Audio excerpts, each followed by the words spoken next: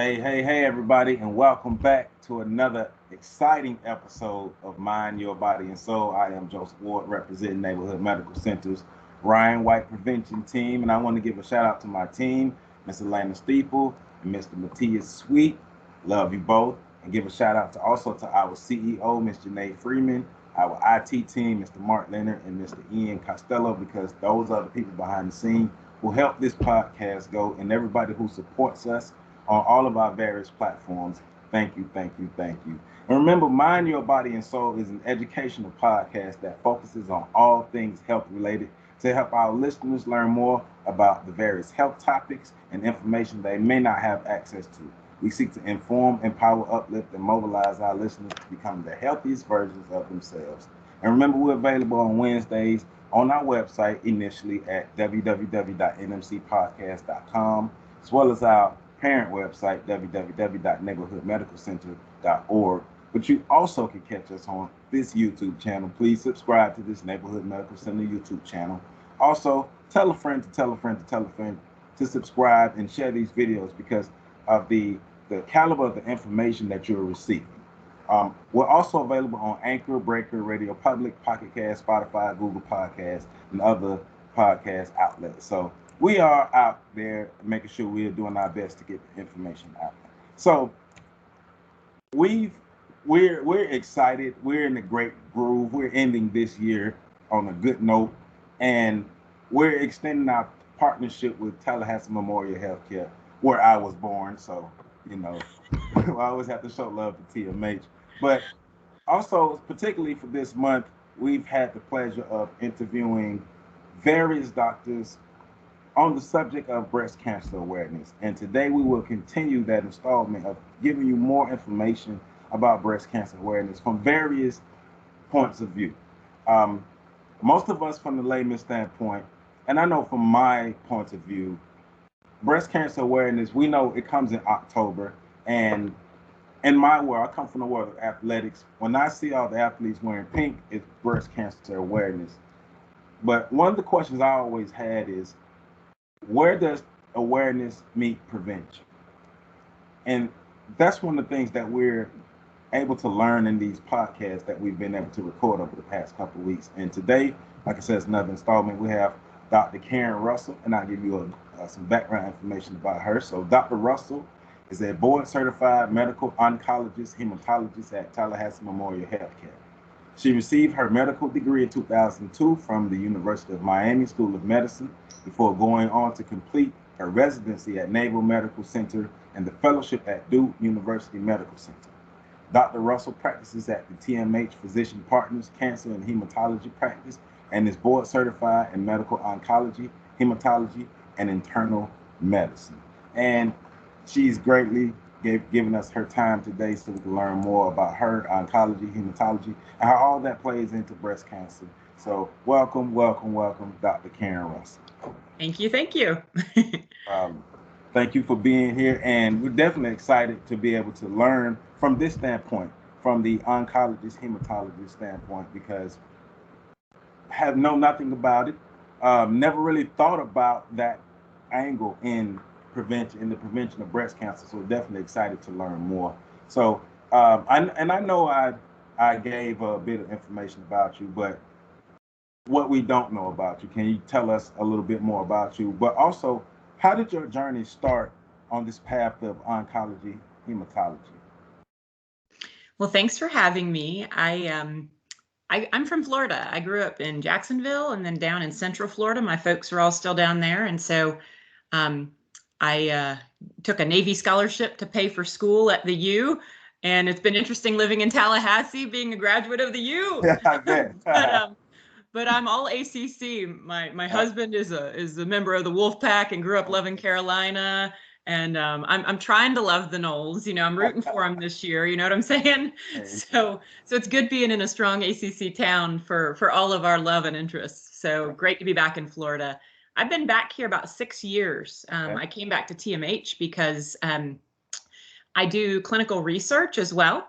And TMH was developing a new cancer center, and they needed someone who would help, spearhead that. And so that's a big part of what I do. Mostly I see patients. I kind of came to this because, well, my dad is a teacher and coach. He's a big athletic guy as well. So I grew up in that culture. My mom was a nurse. And so they always told me, maybe you could be a doctor. You know, they were the first people in their families to go to college. And so we're proud of education and what it can do for us to help other people. So basically, I do oncology. I had a cousin who died when I was in 7th grade named Heather, and she had childhood leukemia, ALL, which is what most of the kids get when you hear about kids with leukemia. Right. And so back then, that was the 80s, and a lot more kids died. But through research and, well, mostly research and improving outreach to kids with cancer, you know, that's largely a curable disease now for most kids, which is a blessing, but it's hard to think back about my cousin. And then I lost a bunch of kind of at those formative teenage years, early 20s years. I lost most of my grandparents to cancer, lung cancer from smoking. This was a strong Navy family coming out of Jacksonville. And, you know, everybody used to smoke in the service and, you know, after World War II and Korean War and all that time. So, so that was really hard. And then I had a bunch of mentors who did cancer. I think I came really as a medical student to be interested in hematology and medical oncology. I thought I would be like an OB-GYN and deliver babies or somebody's family doctor. And I realized when I was on a gynecologic oncology rotation as a 3rd year, you know, they just put you in all kinds of different buckets to try out. And I was like, ew, I am not a surgeon. This is not for me. And babies are awesome, but it's kind of gross. And I'm glad someone wants to do that. But right. For me, I realized that, you know, I was being asked, okay, this is your patient, med student, and she has ovarian cancer, and you need to bond with her and get her up and walk, and really developing relationships. And I realized I like understanding and helping people with cancer. And then kind of grew from there. Right. So that's interesting. I love your answer because you give a good history and background of yourself and your why, but you also included information that lets us know that cancer isn't the end all be all. Right. Most of us, we work here at Neighborhood. We work in the world of HIV. Mm-hmm. Cancer is a word that brings more fear to people than HIV does, because, and I don't think many people believe, or many people are aware of the amount of treatment and care it is for people who have cancer, because most of us read the messages that has been given is, if you get cancer, you have 6 months to die, or you have 18 months to die, or so it's a relief to know that if somebody is diagnosed with cancer, it's not the end. And also, if we are going to the doctor regularly and getting checkups regularly, but if something is happening, talking about it regularly, that improves our chances of even catching it at early stages. So, absolutely. Yes, I appreciate that. So Matthias has joined us. We'll bring him in a minute. But okay. So oncology. Most of us think we know about it. We hear the word. But what is oncology? And like, because you told us how you became a hematologist. But what is oncology? Could you really explain that to us? So it's a fancy, confusing name, right? That doesn't really tell you what it means. Particularly for us, I do medical oncology, which is chemotherapy or hormone treatments or other systemic things, following people in a journey, if you will, because a lot of those, you know, treatments take a long time. We're kind of the cancer doctor that usually, you know, sticks with you in your victory, or, you know, if we are talking about end of life care and symptoms and that kind of thing, we're kind of the quarterback of the oncology team. Right. Okay. There are radiation oncologists who are very smart people who have a big team who deliver radiation for certain cancers. There are surgical oncologists who may be just breast cancer surgeons, like that's their expertise, or just liver cancer surgeons or colon cancer surgeons. So their specialty training. So they may call themselves oncologists as well. Anyone who just deals with cancer to any degree will have oncology behind their specialty. Hematology is something that a lot of us also get trained in. There's some medical oncologists who don't do that, but a lot of our extra medical training is called a fellowship. And that's where I was a Duke Blue Devil, go Duke, but not in football. And so, you get specialized training in one or both of those. And so most of us at a lot of the bigger programs learn blood as well. And so hematology is both non-cancer blood problems, but also cancer blood problems like leukemia or myeloma. But hematology is the study of, bleeding or clotting, because people have problems with those different types of hemoglobin. We know from, our sickle cell community, but there's a ton of other hemoglobins around the world that can cause cells to break and other problems. And then, dealing with the cancers of the blood or if the bone marrow doesn't work. So my practice here in Tallahassee has really kind of turned more into a breast cancer, a colon cancer type practice where I'm not doing as much hematology anymore.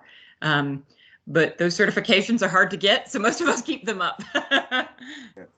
Okay, so they're medical oncology, radiation oncology, and surgery oncology. Mm-hmm. Okay, so didn't know there were different tiers of it.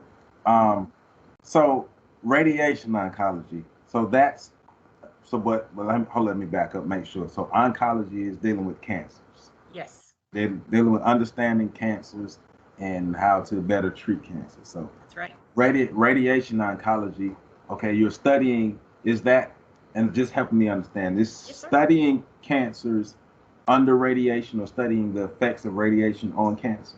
Mm-hmm. A lot of cancers, not all of them, also benefit from radiation. And so back from Madame Curie, in the day, they started working with that over time, and it's kind of neat. It's largely math and physics, and it's kind of like an alien process to some people. But for many cancers, including breast cancer, which you're going to talk about more, that can be part of the cure for them. Okay. And so with hematology, because you explained what it is. Yeah, so the study of blood, both cancer blood problems, but also non-cancer blood problems. Okay. So what are cancer blood problems? So cancer blood problems are usually your bone marrow or your lymph nodes. Something goes wrong there, and so leukemia is the main bone marrow cancer people think of. But there's different flavors of that. But also things like myeloma, which is one of those weird things that unless you've had somebody with it or, had it yourself, you're kind of like, what the heck is that? The immune system goes wild and makes too much protein, and too much of a good thing isn't good, right? Same in medicine. Lymphomas can be from the bone marrow, but largely they start out in your lymph nodes, which you have all over your body to protect you, like the infantry if you get infected. Right. And so lymphomas, you guys work largely with an HIV population. Right. Lymphomas are one of the main cancers that are hematology cancers that people can get, even with well-controlled HIV at any part of the spectrum. There's a slightly higher risk of that. So some medical oncologists or hematologist oncologists will focus just on that, which it's kind of interesting. There's a lot of different niches to explore when you do this field, even if it's as specialized as blood and cancer. It's strange. Right. Okay. So with the does the lymphoma aid in the production of breast cancer? No. So most things we know about from a blood perspective don't increase our risk of breast cancer. It's largely just getting older, and a lot of the lifestyle factors, which we'll talk about. Those are our main risk factors. Very limited genetics. Okay. There are some cancers that people with non-cancerous blood problems can get, but it's usually more of like something completely separate from a breast cancer, as far as we know today. Okay. Because the next question is talking about different blood disorders, and how they may or may not aid in the production of cancer cells. So, so explain that for me again, or help me wrap my mind around that. Yeah. So each type of cancer has its risk factors, Hmm. or things that can make it better, or ways to find it or not find it. Everything has its own crayon out of the crayon box, if you will. That's what makes it hard, sometimes to figure out what's wrong. But from the standpoint of blood problems, having a different hemoglobin or just who you are, usually that doesn't lead to cancer. There's some cancers that are associated with them, but usually not caused by them. Breast cancer itself, to date, and for most cancers, although they're working hard on them, they're developing tests to see if, like, a simple blood test could help us detect a hidden cancer. Okay. It's not prime time yet, it's just exciting to think about. But to date, like, stealing some of your blood and looking for cancer cells is still in process. Uh, Yes. Okay. there's surveillance tools, like after you've had a cancer, certain blood tests can help, screen for a recurrence. They're studying tests to just look for even the tiniest bit of protein, DNA circulating in your bloodstream to see if you're having a recurrence. Those are just getting to be prime time. Right. Okay. Okay. Now, but that's interesting, and like I said, because our view about breast cancer, for the most part, is very, very limited.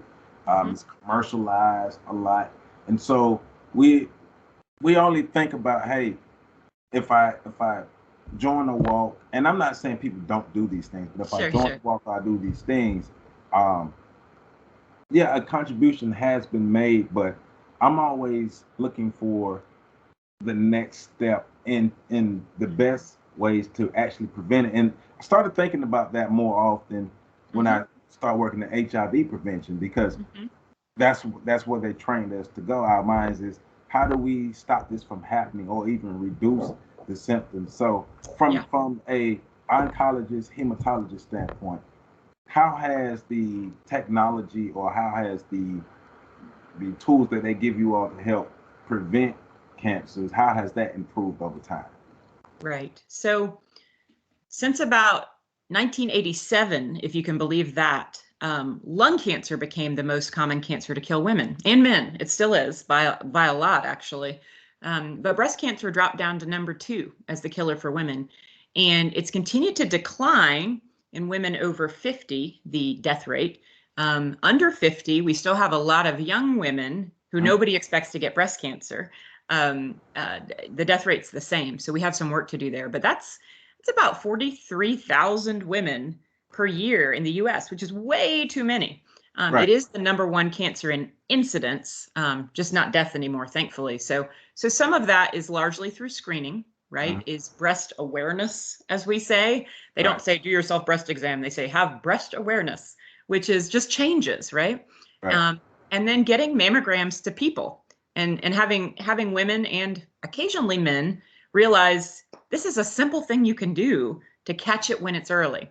And so those two pieces, prevention and screening, are huge. And I'll tell you more about prevention in a minute. But then, the medicines we have, they continue to grow, and that's because of research. In any field of medicine, that's what's made HIV a manageable disease for many, and why maybe unfortunately people aren't afraid of it as much as they used to be, right? Which makes prevention harder in your world. Right.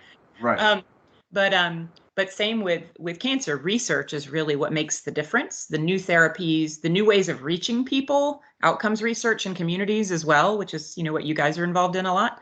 And so those are really the things making a difference.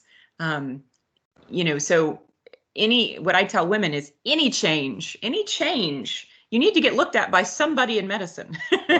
Right. Right. And so, in relation to HIV, what stigmas do you normally see associated with breast cancer that would prevent women from actually getting care? I think, the biggest stigma is that, especially with this last crazy pandemic time, a lot of women are wearing a lot of hats in our world, right? I mean, and men too, but from the standpoint of children and trying to work a job and doing homework, and Right. in general for a lot of Americans, but I feel especially women, self-care, even for myself, right? I'm due to call and schedule my mammogram. So self-care, I think, is something that a lot of us are distracted from doing. And it's not just people who don't have insurance or a means to get one. It's that plenty Right. of women who have access just don't go do it, which is Okay. frustrating. Yeah. Yeah, and we get that. We get that Yeah. because we'll have there are we're literally a health center in the middle of Frenchtown, and Yeah. there are people who pass by this building every day who have no idea what happens here and Right. need care. And so we definitely understand that. And that's one thing I do love about this outreach piece is we get to get out and let people know, hey, we are here. Yeah.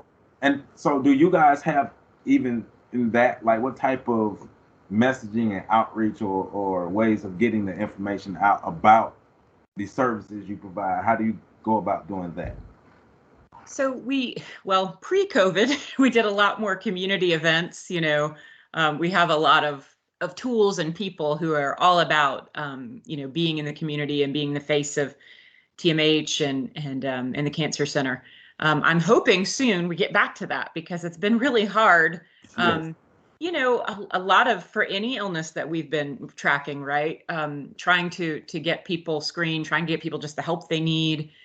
Usually people come to us after having seen a primary provider who has said, "Ooh, something is wrong here," and getting a diagnosis. Mammograms.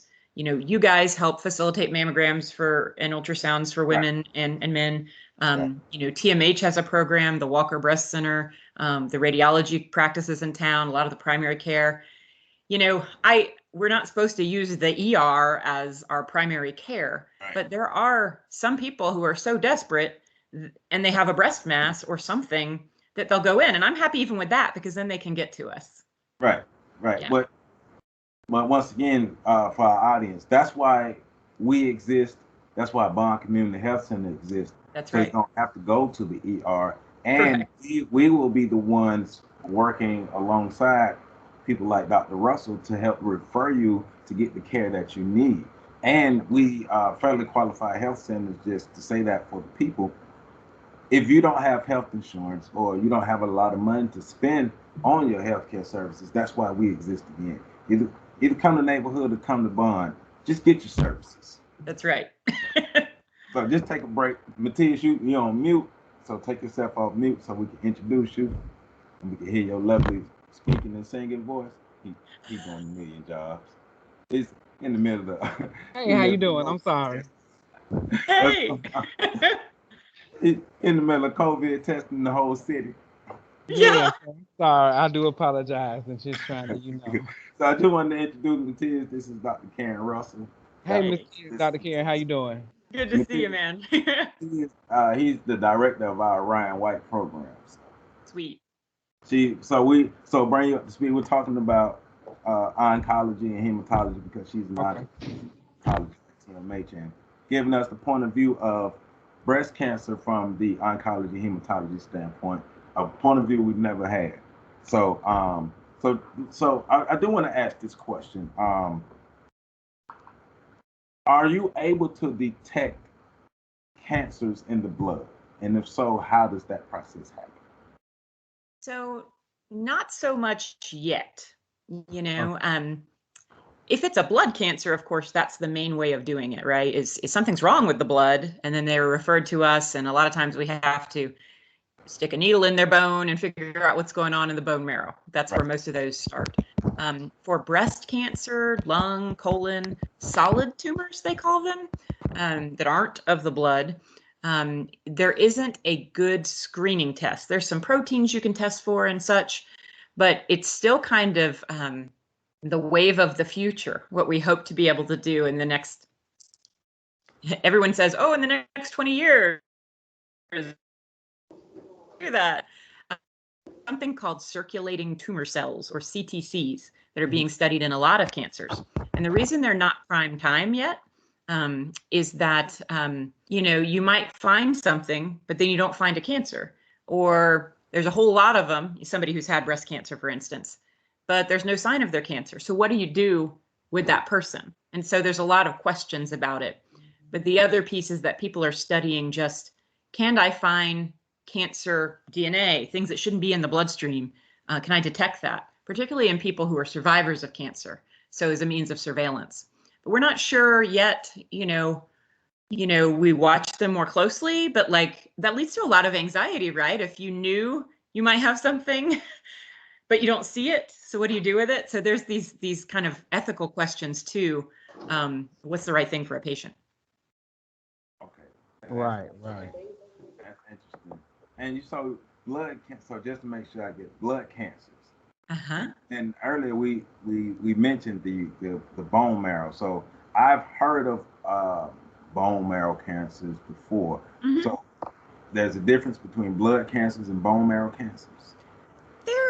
There's different flavors of them, but most bone marrow cancers, it's kind of like weeds in the garden, right? You overgrow the system, so you're not making the tomatoes.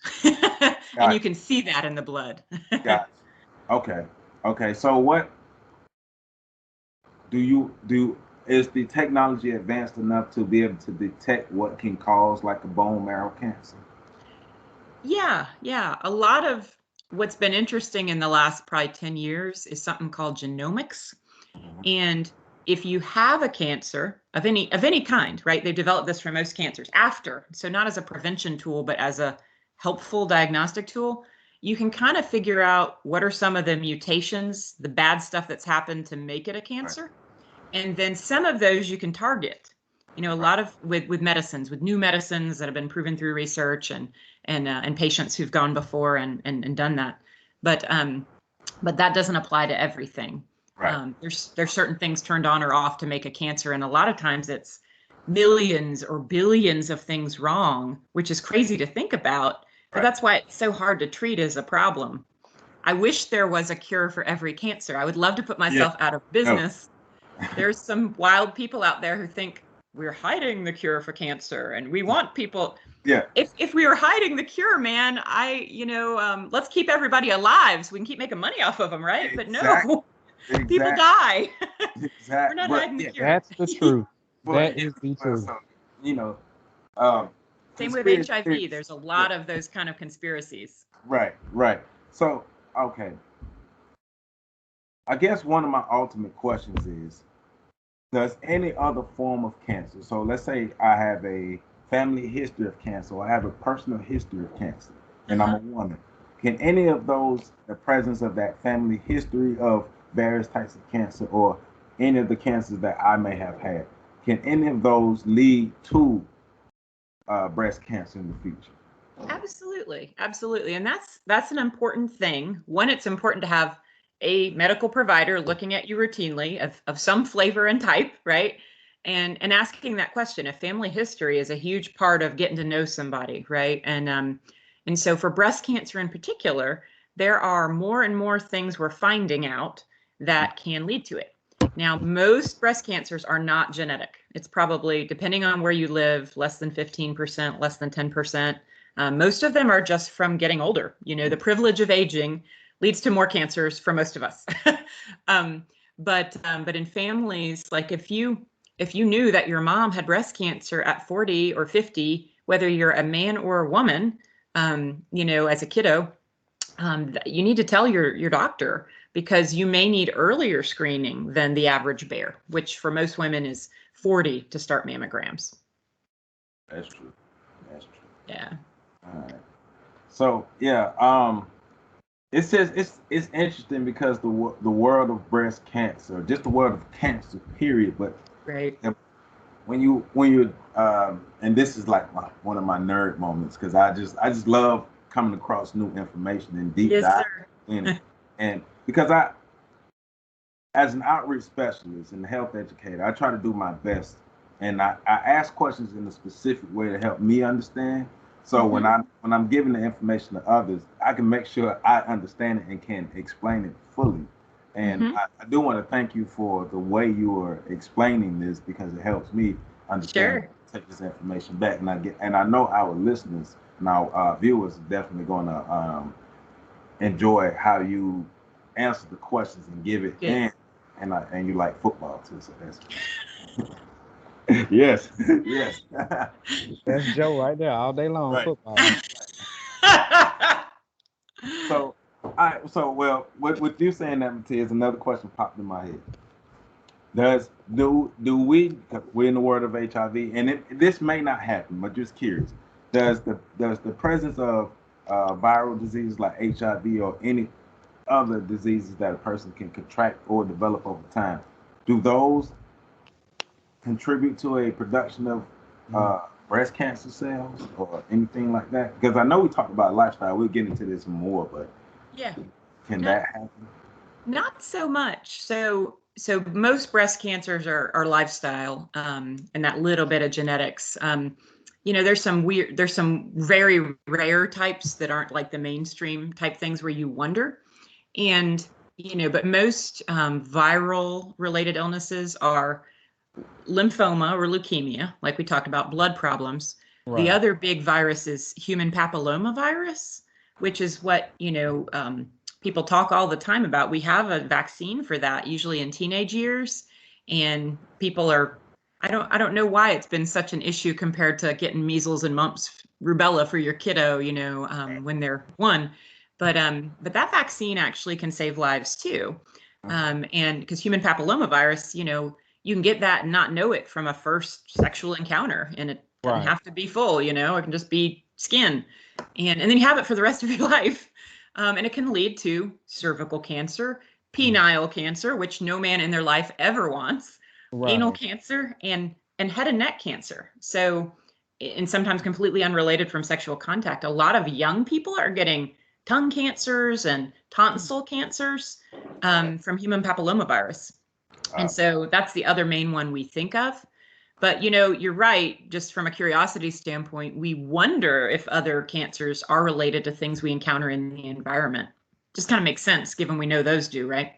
Right. Right. That makes me have a question. Mhm. So I've known a couple of women who have breast cancer in their families, and they Uh-huh. normally one of my people I know, they used to have her family ran with cancer and like all different types of cancers.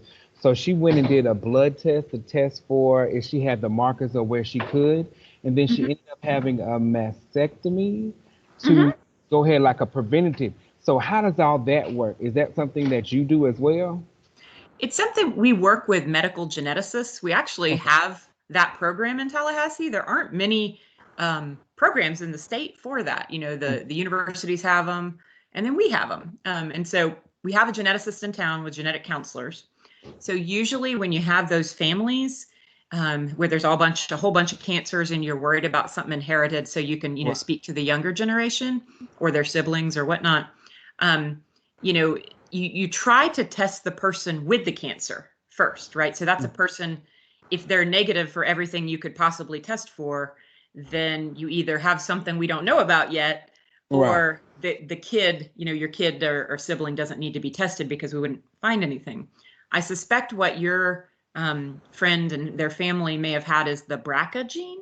Yes, I think that's what it's called. BRCA1 and 2 are the most common breast cancer, as well as ovarian cancer genes out there. There's a whole bunch of other ones with weird acronyms and names that are like, wow, who named that, right? Some Right. weird scientist somewhere.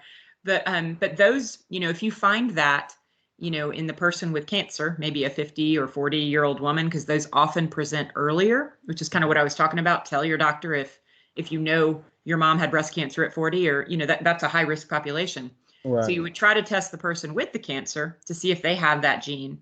And BRCA1 and 2, those most common genes, are 50-50, whether you pass it to your kid or not. It's one chromosome goes that way and one goes the other way. And so that's a Right. pretty high risk of them getting it. So maybe the daughter, your friend there, had knew she had the BRCA from mom Mhm. and got prophylactic mastectomy. Yeah, because she actually did like blood tests and stuff because it was coming prominent in their family. And Uh-huh. it's like every other, like I think her mom and all her aunties all had different forms of cancer, and Uh-huh. it's just amazing how they could do that. But I just didn't know they could do that. So is there anything that people need to do? I don't know if you probably discussed it already, but like what's some preventative methods to prevent like certain breast cancers? Well, and I'm sorry to add on, but I'm glad you asked that, but Yeah. especially in this particular situation where you have somebody coming with a strong family history, Yeah. what are the preventative things they should do? And are they preventive? Because I don't. Yeah. How do you prevent cancer? Like that's like. Right. So to finish on the medical genetics thing, Mhm. if we, a lot of times when someone with breast cancer or whatever cancer that's concerning, maybe a bunch of kidney cancers or colon cancers, in the family, there's a bunch of known, risk factors in genes. And so when we find those people, whether it's the surgeon or they get to me and they need, chemo, or to talk about whether they need chemo or whatnot, we try to get them to talk to the geneticist because they are the experts in how to, okay, this is what we need to test for, and let me explain to you how this works. And that's, frequently a blood sample or, a cheek swab to Okay. get this, the inner cells from your mouth. Some of them can be done that way. And then they send those off, and those can take a week to a month, depending on what you're testing for. And then you can, better treat your patient if your patient has cancer, but also inform their family. But there's a whole bunch of, it's very important, I think, and the medical genetics doctor would tell you the same, to really have good genetic counseling, which is why I'm glad we have them in town. Because, nowadays a lot of people are sending off their DNA, right? 23andMe and all those, and it's really cool. But then, like, if you have information from that, what do you do with it? You know what I mean? And so BRCA would be pretty scary, right? And if you have that information, then who are you gonna, I guess you take it to your family doctor, but in the most part, we like genetic information and counseling to be done in a professional way instead of just sent off, to a lab somewhere. And then a piece of you is out there. People debate that, do I want to keep a low digital profile? Do I, they're finding criminals based on your DNA. If you had someone in your family, there's a lot of implications. And that's why there are professionals who do genetic counseling and medical genetics. Talk about prevention now, or? Yeah, I got another question. So, like, what is like the age? Like, if you know you have a high risk of cancer in your family, like, because I know now that you're looking at the younger kids and stuff like that, these girls are developing so fast and they're looking a lot older now. What age should you check your child or start having them do self breast exams, or when should your doctor start talking to your daughters and the females about self breast exam? What's the youngest age, or how should that go about? So if you have breast cancer in the family, specifically breast cancer, right? And say your mom had it at 40, which is usually when we start mammograms for the average person. Right. If your mom had it at 40, you would start screening 10 years earlier. So 30. If mom had a mutation, you usually don't even think about testing a kid until they're maybe 18, an age of adulthood, even though our brains aren't fully developed at 18. We think we are, but we're not. But usually you don't test them until they're of age, and they can help assent to that, if you will, because if it's an adult onset cancer. Now, it's important in general, like, when we're going through puberty and our bodies are changing and we're learning, whether men or women, like what that looks like, to just kind of be aware. And that's what American Cancer Society kind of says now is, not so much self-breast exam, but just be aware of the changes and what you feel like. Same with young men and testicular cancer. That's when guys get that, and just kind of being aware of what everything should feel like and what's normal, so that if there's a deviation from that, you get seen.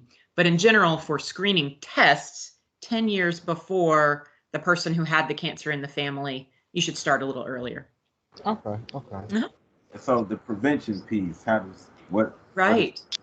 So a lot of breast cancers can probably be prevented. The majority is just age, though. So it's a privilege to grow older, but we want to be healthier so we can actually live, because the alternative, right? We're not growing older. We're not here. So, but for most cancers that aren't kids' cancers, like we briefly talked about earlier, just growing older, because you divide more cells, right? So you have a chance to make more mistakes, and our bodies are awesome. They're catching cancers all the time, or just early mistakes. They proofread and they're like, oh, nope, bye. This cell cannot live.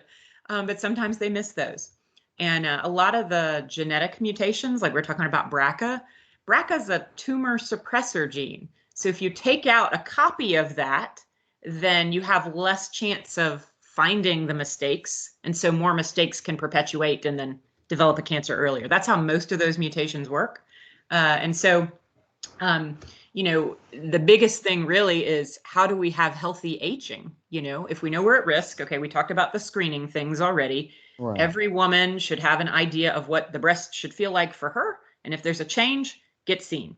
Every woman after 40 and to an age, depending on how healthy they are later in life, should have an annual mammogram, is what most of the oncology societies support. There are bigger, you guys are aware of big public health recommendations, and some people fight over, well, after 50, how often should you have a mammogram? And after 80, should you have any more? And same with things like colonoscopies, or, every adult should be tested for HIV at some point, all of these things. Some people debate, but from a cancer standpoint, we see women who had a mammogram 6 months ago who then get cancer, the next year, and we believe in annual mammograms. And so that's important to us. We don't feel that the risk is worse than the benefit in that regard. But other than age, the risk factors, the biggest one that's preventable is actually obesity. Obesity is the new smoking. Okay. I don't know if y'all have ever heard anybody say that, but for, I think, a lot of illnesses like diabetes, right? At least a whole bunch of problems. And most breast cancers have estrogen on them. The cells express estrogen, the biggest bucket of them. There's different types of breast cancer, but most women get one where it has estrogen. And fat makes estrogen. Even after menopause, when your ovaries are little raisins and not doing anything, fat makes estrogen. And so just being healthier, making the best choices we can with what we're given, it makes a difference. And that's a very clear indication. Now, that doesn't apply to a lot of young women getting breast cancer, maybe some. I'll talk about that in a minute. But obesity is something we're all aware of in every aspect of medicine that is overwhelming our country and parts of the world. And there's a lot of reasons for that, but that is something that can lead to a lot of cancers, including breast. The other one is activity, right? We're talking about athletics and supporting athletics. But unless that's part of our own life, like my dog making me walk this morning, I'm like, yes, I need to do this. This isn't just for you. Yay. Right. Even walking, people are like, I can't exercise because I can't commit. That's the other thing of wearing all these hats, right? We got to help the kid, pay the bills, make dinner, all those things, right? We have all these excuses. I think I heard somebody say, do you want to exercise 1 hour a day or be dead 24 hours a day?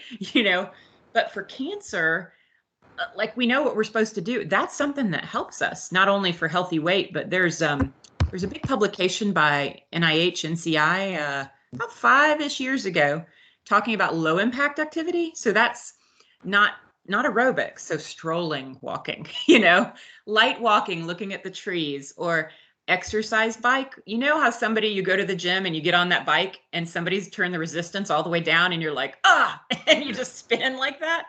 Exercise bike with no resistance, or strolling. Even if you maintain the same weight, even if there's no change in your weight, just performing that 150 minutes a week decreases your mortality from almost every cancer, including breast, apart from healthy weight even. So you combine those two things, even small changes make a huge difference. But those are our two biggest things. Smoking and alcohol in young women, all right?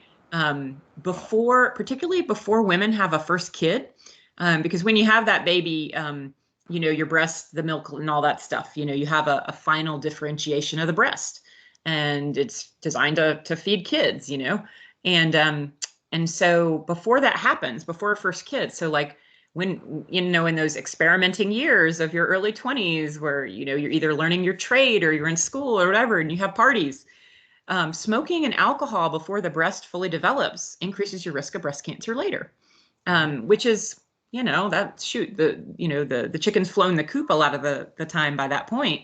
But those are big changes, and that's just global healthiness, right? It's trying to make good decisions. Doesn't mean you don't drink. I hope we don't smoke, but alcohol in moderation. For women, that's supposed to be less than 1 drink a day. It's becoming very popular, and especially this last year and a half, right? When anxiety and depression are high, people are stuck home and they're drinking, Right. And that's been a big problem, particularly in women, not only from continued breast cancer. More than one drink a day increases your risk of breast cancer for women, more than two for men, although they don't say, well, have all 7 to 10 on Saturday. They don't say that either. Right, You right. know, But, add it up for the week. yeah, don't do your whole volume for the week. That's not good either. But those things that are normal lifestyle things, or things that we talk about and think about and are somewhat accepted, alcohol, in moderation, can increase our risk. So it's all the stuff we know, right? We're Right. supposed to eat what we're supposed to eat, right? Lots of fruits and veggies and lean meats and whole grains and that's a healthy for anything, right? And exercise. But as you guys know, a lot of people can't get fruits and vegetables at a good cost. There are places, there aren't grocery stores, with healthy fruits and vegetables, or they're too expensive. These are problems in America for a lot of people, and that does affect cancer risk. Right. So just articulated the lifestyle and prevention all in one, which I appreciate. But the thing that I was thinking about as you were talking is, because you're talking about an increase in weight, an increase in smoking, an increase in alcohol consumption, but just overall a sedentary, unhealthy lifestyle. Absolutely. Your chances of developing, especially breast cancer. Right. And so one of the things, as you were talking, one of the things that I'm thinking, and it is a fear, we live in the Bible Belt. So all of the disparities that you can think of are at an all-time high within this Bible Belt. And so with that being said, and I'm not expecting you to have all the information about this whole Bible Belt. Sure. Areas, do you see a rise in breast cancer in women who may who may weigh more and whose lifestyle may lead to more smoking and drinking? Do you see a rise in breast cancer in these women? Yeah, absolutely. If you look at the American Cancer Society has stats and annual statistics, which are usually a little bit lagging because data has to come in, but we do see in the Southeast where we have somebody passes, we get a pound cake and we have fried chicken, and that doesn't matter what your ethnicity is in the Southeast. That is just a cultural Southern thing. And I don't know why that evolved like that, right? It just, maybe it's comfort, and most of us like those foods if we've grown up here. I know, my grandma made the best greens in the entire world, and I miss her, and mine aren't quite as good. But you make greens with high fat, or you can make it with turkey, or you can not put the meat in there and use seasoning, right? So there's these choices. You can still have good Southern comfort food and it not be bad for you. But it's hard.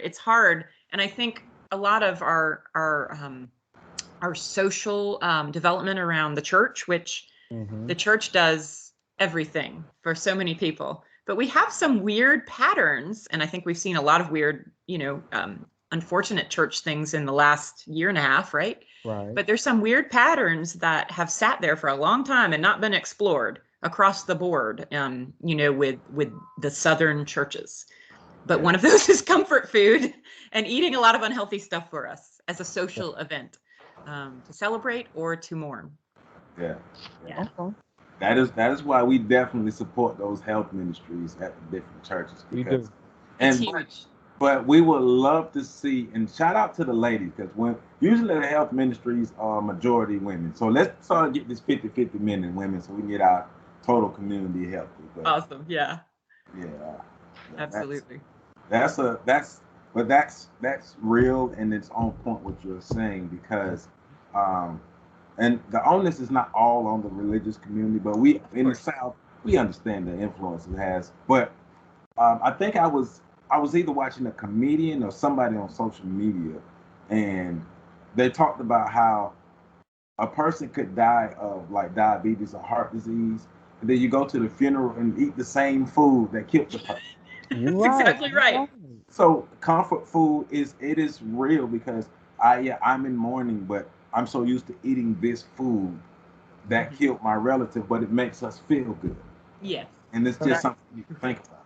But even though, Joe, even when you talk about that, like when the person passes, people start bringing you everything that is under the sun. You got food for days. It's like fried chicken. It's this. It's potato chips. It's snacks. It's this. Nobody thinks about, let me bring a salad. Right, right. Let me bring, you know what I'm saying? So you do think about it, and it's like, so what else? Or if you have that parent that works long hours, by the time they get off work, the grocery store is closed. Especially during the pandemic when the grocery store was closed at 6. I had to make a decision. Do I go over here or do I go to the grocery store? But you know what? McDonald's is gonna stay up until at least 8. So you know what? We gonna eat McDonald's today. Right. And you know what I'm saying? And that's how a lot of us got that COVID weight put on us and things like that. So it's like, you know what I'm saying? And then sometimes you look at it, it's like, well, what's in the food that we're eating? Right. And like the different hormones and things, because just saying, chicken was a little scarce and they had a shortage, and now it's back, saying eat the chicken. So, but they're scared to get the cancer treatments. They're scared to get the COVID vaccines. They're Right. scared to do the things, but you're not scared to eat the fattening foods that's causing those things. So I Yeah. think it's just a little bit more education, and that's what Joe and I try to do. And we always talk about healthy eating and everything that we do, but it's just hard because we're in food desert, and you thinking we're the capital. Right. Why are we in such a food desert? And if you take the South Side, there's nowhere really for you to get healthy food. Yep. Am I Right. right, Joe? On Well, the South Side. right, right. So what I encourage people to do, especially for these food deserts. So, South Side, we know there's the iGrow garden that's on Orange Avenue, between Orange Avenue and Texas Street. I know the garden that's further across the street from FAMU High is down right now, but um, I know I'm doing my best to distribute a list of food banks, because between Second Harvest and what's the other Second Harvest and Farm Share. So between Second Harvest and Farm Share, we are able to get fresh fruits and vegetables to people. But we do encourage people in these areas, if you have a community garden, please become a part of your community garden.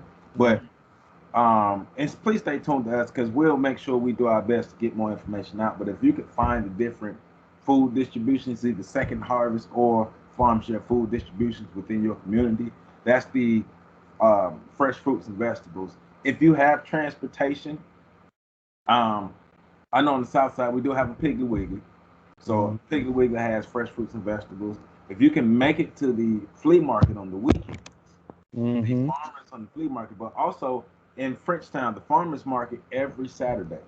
So those are things that we do encourage people to take advantage of. Now, those are just some I can think of. I believe there are a lot more, and I do believe in a lot of the food desert communities. Community gardens have started, so you can become a part of the community gardens, and they are free for you to become a part of.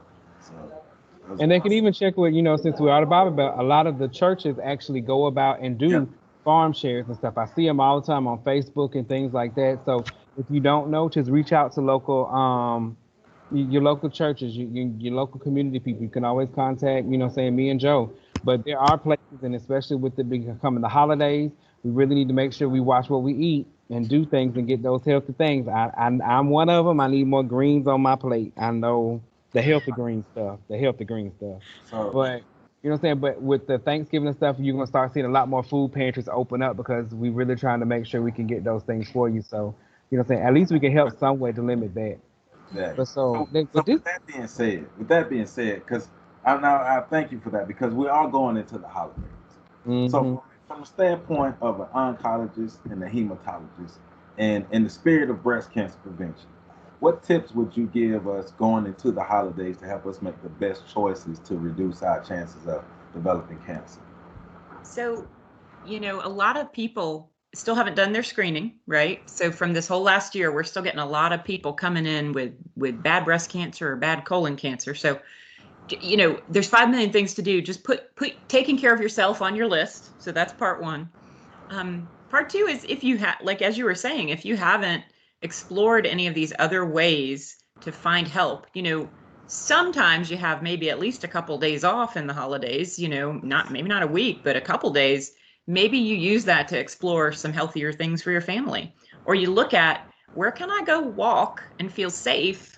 And, as a community, what can we do together to take care of each other? Right. If it, one of the problems, of course, with food banks is that sometimes they don't have fruits and vegetables, right? It's canned things, it's peanut butter, which is awesome, but maybe not ideal for you to make good decisions with. But I think just the awareness, people don't want to think about, God, people just, in the last few years actually talk about cancer, right? You used to not know so-and-so had cancer. You didn't say the C word, Right. But I think anytime you have family together and you have those conversations, one of the small good things to come out of all this crazy COVID stuff is a lot of families are more together, or they were at least initially. Now we're trying to figure it all out, right? But having conversations that are important, even asking about your family history, right? If you don't know, if somebody died early, and you don't know why, did they have cancer? Did we just never talk about it?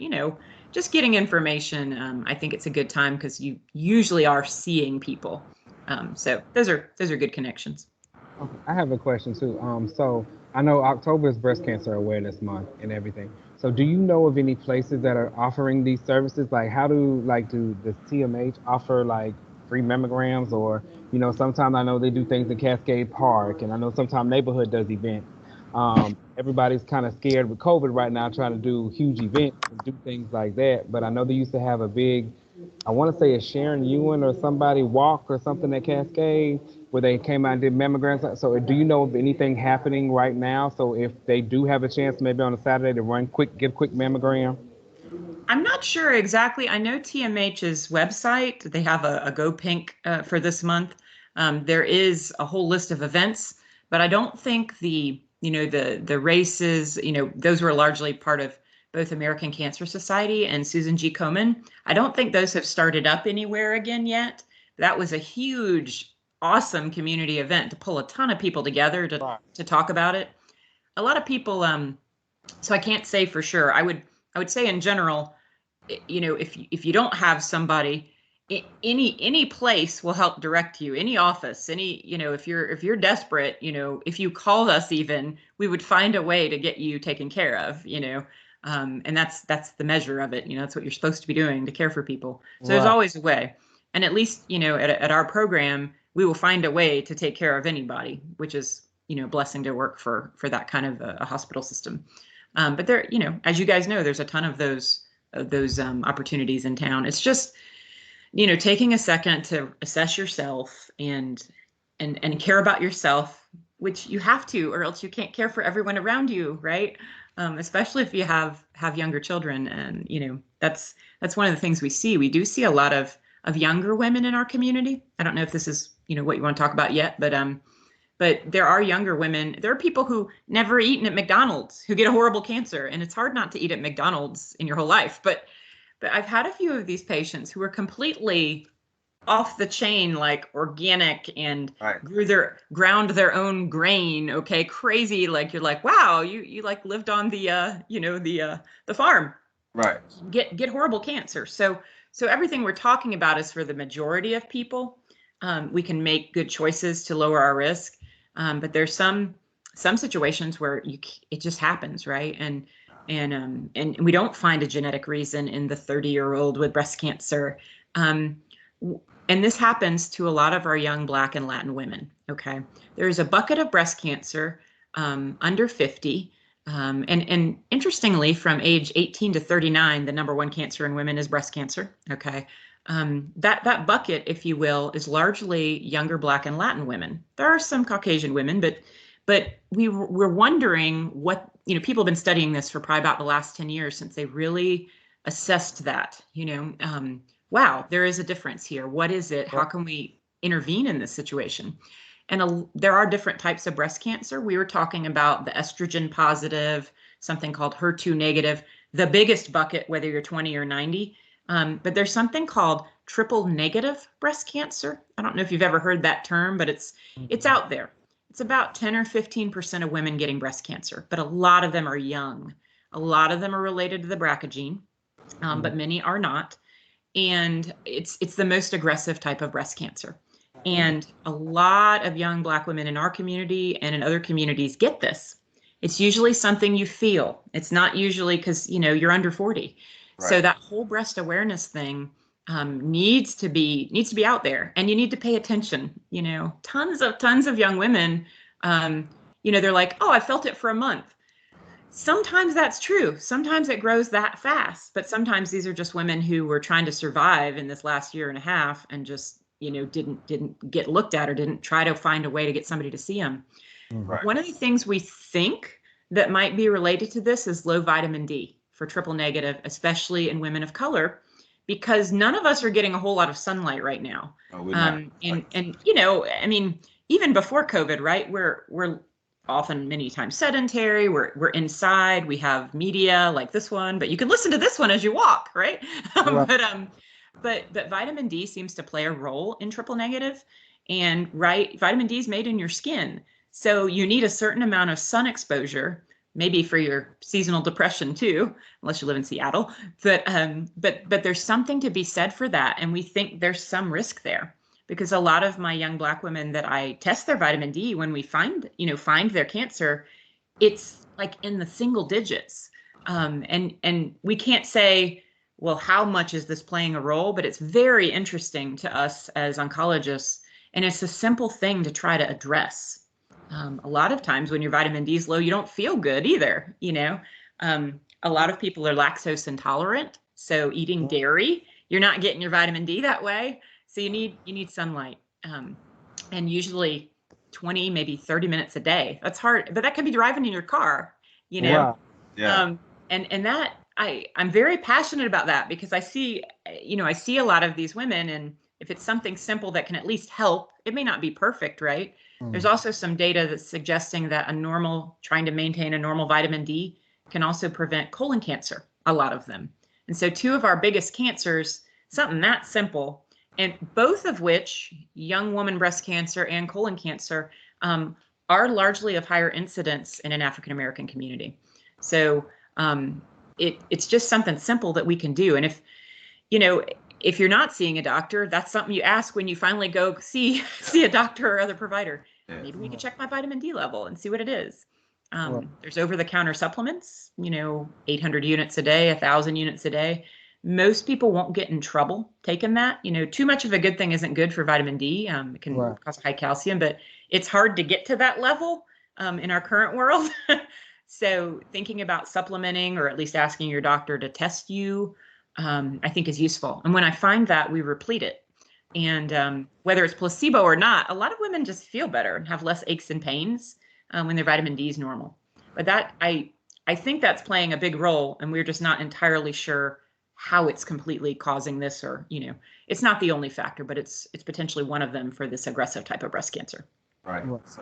And Miss Kate just sent out a thing. It says walk-ins are welcome. Yeah, TMH is doing an actual knock out your annual mammogram. Sweet. And it's for National Mammogram Week, October 18th through the 27th of 2021. The time frame is 8 a.m. to 4 p.m. at the MT Munchkin Center. So, ladies, there ain't no reason why you got a whole week this in advance time. You ain't got no reason why you can't go get your mammogram.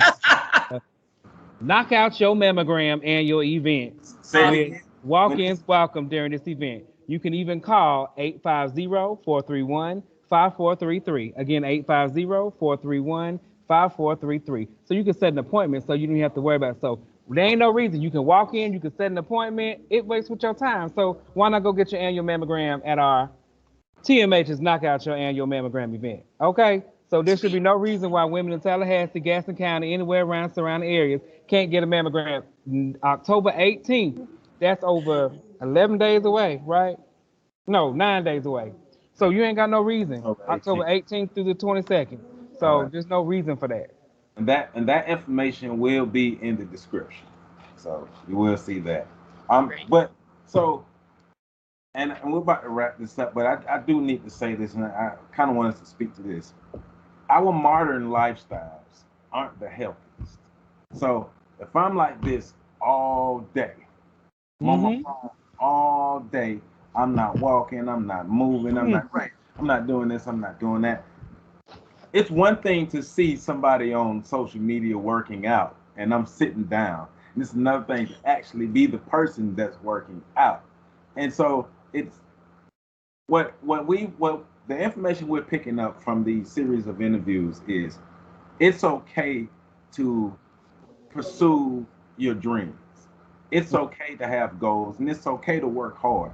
But and I'm talking to myself as well. We need balance in our lives, and we need to be Yeah. able to balance our work with our health and our rest. And self care is real. And self care isn't just sitting back or drinking all day or just self care. Sometimes it's just doing nothing, meditation, having fun, working out, sitting in the sun, getting sunlight. We don't get sunlight because Right. people don't. Some you. What's crazy is you have some people who love to get tanned, and some people who hate to get tanned, and it's crazy. But we all need the sunlight. So Dr. Russell is explaining that we need balance in our lives, but also taking advantage of the healthcare resources that are available within our communities. And if we can do that, we can better help to prevent the cancers, especially breast cancer. That is so. Dr. Russell, with that being said, somebody see this interview. They're they're a fan of the youth. They're a fan of Duke, NC State, ACC, all of those things. But the information you gave was great, and they want to book you or they want to have you on the interview, or TED Talk, CNBC, or something. How can somebody get in contact with you? I think just contacting the TMH PR department. I'm happy to help any way I can, and it's just been a pleasure to be with you guys. And if this helps someone, it's worth it, right? It's worth it. Yes, Right. you're definitely awesome. The TMH team is awesome. Uh, Right. everybody who's been a part of uh, making these connections happen, we appreciate because it's helping us get information out that we normally probably wouldn't have access to, and that's the whole point of the show. That's part of in the hook of the show. What we do, give people access to information. So So Joe, we done learned about hold on, see if I can say it, the gynecological cancers.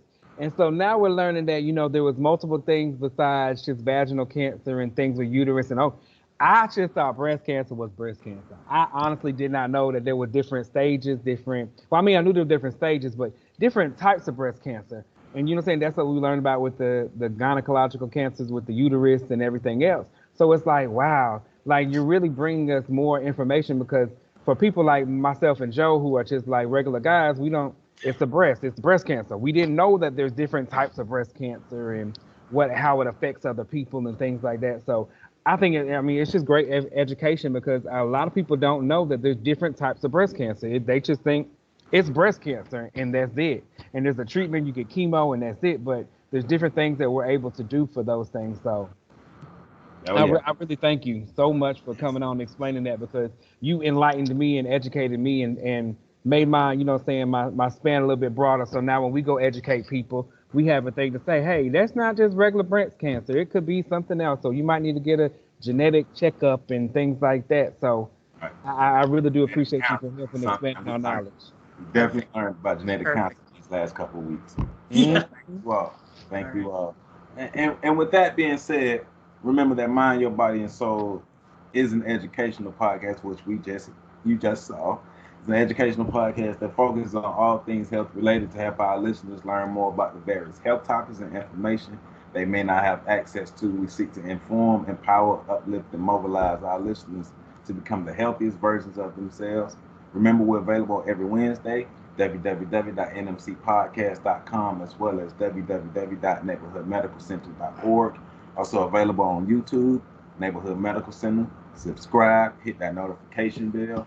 Make sure you share the videos, comment, like, all those things help the algorithm to help more people see these interviews. Also, we're available on Anchor, Breaker, Radio Public, Pocket Cast, Spotify, and Google Podcasts. And I think we're on a lot more out there because the podcast is Right. growing.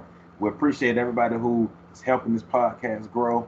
And with that being said, thank you to Dr. Russell. Thank you to the TMH family. And we will Yeah. see you guys next week. All right. All right.